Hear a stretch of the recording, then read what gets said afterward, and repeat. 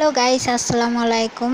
তো আপনারা যে আজকে বাগানটা দেখবেন সেটা হচ্ছে আমার আপুর বাসার ছাদে অনেক সুন্দর ফুলের গাছ, বিভিন্ন ধরনের গাছ আছে। তো আমি আপনাদের দেখাচ্ছি। এটা হচ্ছে আমার ভাইয়া, মানে দুলাভাই। তো ওনার অনেক শখ, ওনার কবুতর পোষার শখ, ওনার বাগান করার শখ। যাই হোক, তো উনি ওনার বাড়িতে এগুলো করেছে।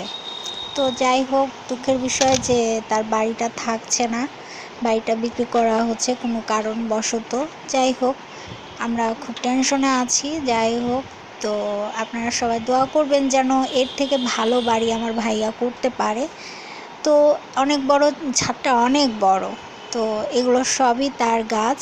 তো যাই হোক, আপনারা দেখতেই পাচ্ছেন যে ছাদটা অনেক বড়, প্লাস এখানে অনেক সুন্দর বাগান করা আছে। আর এই যে কবুতর, এত সুন্দর কবুতর, এগুলো সব আমার ভাইয়ার কবুতর। তো এই দেখেন কত সুন্দর সুন্দর কবুতর, আমি আজকে সেগুলো ভিডিও করেছি। যাই হোক, তো আপনাদেরও দেখাচ্ছি। এই দেখেন, সে এত সুন্দর পোষ মানিয়েছে যে তার হাতের উপর।